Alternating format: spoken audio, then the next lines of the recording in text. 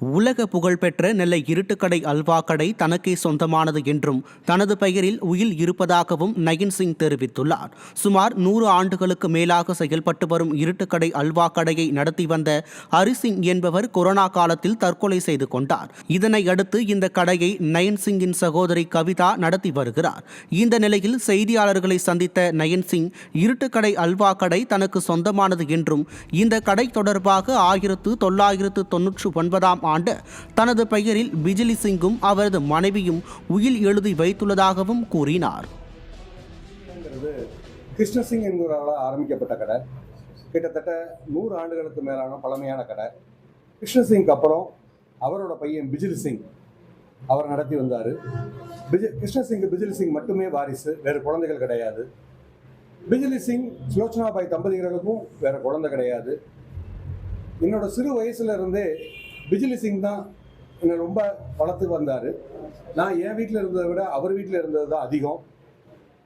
நான் இத்தனை வருஷமாக ஓட்டிகிட்டு இருக்கிற பைக் கூட அவர் தான் எனக்கு முதல்ல வாங்கி கொடுத்த பைக்கு. இன்னும் அவர் ஞாபகமாக தான் அதை நான் வச்சுக்கிட்டு இருக்கிறேன். ரொம்ப பாசமாக இருப்பாங்க, அத்தையும் சரி மாமாவும் சரி. அவங்க வீட்டிலே நான் வளர்ந்த பையன். நான் இந்த சூழ்நிலையில் அவர் இறக்குறதுக்கு முன்னாடி, பிஜிலி சிங் அவர்கள் இறக்குறதுக்கு முன்னாடி அவரோட கடையையும் அந்த சொத்துக்களையும் என்ன வாரிசா நியமித்து ஒரு உயில் எழுதி வச்சுட்டு போனாங்க. கடலூர் மாவட்டம் மங்களூர் அருகே 3 ஆண்டுகளாக பழுதடைந்துள்ள குடிநீர் சுத்திகரிப்பு இயந்திரத்தை சரி செய்து தர வேண்டும் என அப்பகுதி மக்கள் வலியுறுத்தியுள்ளனர். கச்சிமயிலூர் கிராமத்தில் சுகாதாரமற்ற குடிநீரை குடித்து வருவதால் பொதுமக்களுக்கு உடல் உபாதைகள் ஏற்பட்டு வருவதாக அப்பகுதி மக்கள் வேதனை தெரிவித்துள்ளனர்.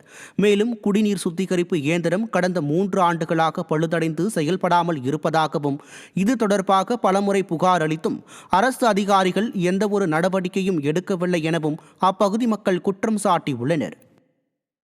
பக்கத்தில் தாங்க நடந்து போகிற தூரம் தான் யூனியன் ஆஃபீஸு. நாங்கள் பல முறை போய் கம்ப்ளைண்ட் பண்ணிட்டோம், போராடி பார்த்துட்டோம். எந்த ஒரு ரெஸ்பான்ஸும் இது வரையும் கிடையாது. இதையும் நாங்கள் வேறு எதுவும் இல்லைனா நாங்கள் எல்லாம் போராட்டம் தான் பண்ணுற மாரி ஒரு சூழ்நிலை வருது. ஏன்னா எங்கள் ஊரில் குடி தண்ணியே கிடையாது. அந்த ஆற்று தண்ணின்னு ஒரு தண்ணி ஒன்று வருங்க, அது ஓரளவுக்கு, அதுவும் உப்பு இருக்குது, ஏதோ ஒரு அளவுக்கு வரும். அதுதான் குடிச்சிருக்கிறோம். 20 நாளைக்கு ஒரு டைம் வருங்க, எந்த அன்றைக்கி வந்திருக்குது. அடுத்தது இன்னும் ஒரு 20 நாள் ஆகும். ஒரு மாதம் சில பேர் ஒவ்வொரு டைம் 2 மாதம் கூட வராதுங்க. அவங்க எப்போ வருதோ அப்போ தான் குடிக்க முடியும். எங்களுக்கு எப்படியாவது இந்த குடி தண்ணி மட்டும், இந்த ஆர்ஓ வாட்டர் மட்டும் எங்களுக்கு தயவு செய்து ரெடி பண்ணி கொடுங்க. அரியலூரில் பிரதான சாலையில் ஏற்பட்டுள்ள பள்ளத்தை நகராட்சி நிர்வாகம் உடனடியாக சீரமைக்க வேண்டும் என கோரிக்கை எழுந்துள்ளது. திருச்சி செல்லும் பிரதான சாலையில் 2 மாதங்களுக்கு முன்பு 2 இடங்களில் திடீரென பள்ளம் ஏற்பட்டது. நாட்கள் செல்ல செல்ல பள்ளத்தின் அளவு பெரிதாகி வரும் நிலையில் சாலையில் உள்ள பள்ளத்தை சீரமைக்காமல் விடியா ஸ்டாலின் மாடல் அரசின் நகராட்சி நிர்வாகம் அலட்சியம் காட்டி வருகிறது. எனவே பெரிய அளவில் விபத்து ஏற்படும் முன் உடனடியாக சீரமைக்க வேண்டும் என பொதுமக்களும் வாகன ஓட்டிகளும் கோரிக்கை விடுத்துள்ளனர். திருவள்ளூர் மாவட்டம் பழவேற்காடு புனித மகிமை மாதா திருத்தலத்தில் 547ஆம் ஆண்டு பெருவிழா கொடியேற்றத்துடன் தொடங்கியது. புகழ்பெற்ற இந்த திருத்தலத்தில் ஆண்டுதோறும் ஆடம்பர தேர் திருவிழா கோலாகலமாக நடைபெறுவது வழக்கம். அதன்படி இந்த ஆண்டுக்கான அன்னை உருவம் தாங்கிய கொடி மேலதாளத்துடன் ஊர்வலமாக கொண்டு வரப்பட்டு கொடிமரத்தில் ஏற்றப்பட்டது. சென்னை மயிலை மறைமாவட்ட பேராயர் ஜார்ஜ் அந்தோணிசாமி கலந்து கொண்டு திருவிழா கொடியை ஏற்றி வைத்தார். அதன் பின்பு நற்கருணை ஆசீர்வாதமும் சிறப்பு மறைவுரையும் நடைபெற்றது. இதில் ஏராளமான பக்தர்கள் கலந்து கொண்டனர். கரூர் திண்டுக்கல் சாலையில் வெள்ளியணை கடைவீதியில் காவிரி கூட்டு குடிநீர் குழாயில் உடைப்பு ஏற்பட்டு பல்லாயிரம் லிட்டர் குடிநீர் வீணாகி சாலையில் சென்றது. வாங்கல் காவிரி ஆற்றில் இருந்து திண்டுக்கல் பகுதி மக்களின் குடிநீருக்காக செல்லும் குழாயில் உடைப்பு ஏற்பட்டது. அதிக பாரம் ஏற்றி செல்லும் லாரிகளால் குழாயில் உடைப்பு ஏற்படுவதாகவும், குழாய் உடைப்பை ஊழியர்கள் சரி செய்யாததால் குடிநீர் வீணாகி வருவதாகவும் பொதுமக்கள் குற்றம் சாட்டினர்.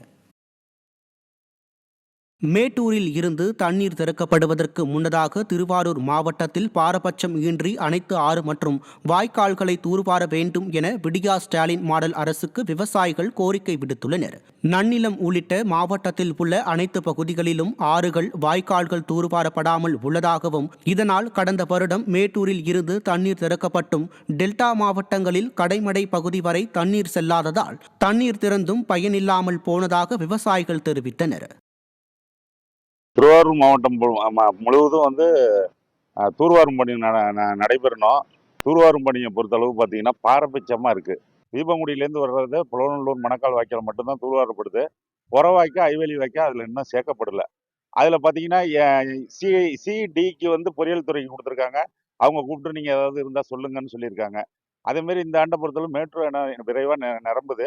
மேட்டூர் அணை நிரம்புனதுன்னா தண்ணி கடைமடை வரைக்கும் போகணும். சென்ற ஆண்டு தூர்வாரும் பணி லேட் ஆனதுல கடைமடை வரைக்கும் தண்ணி போகல. இந்த ஆண்டு தூர்வாரும் பணியை விரைவாக முடிக்கணும்.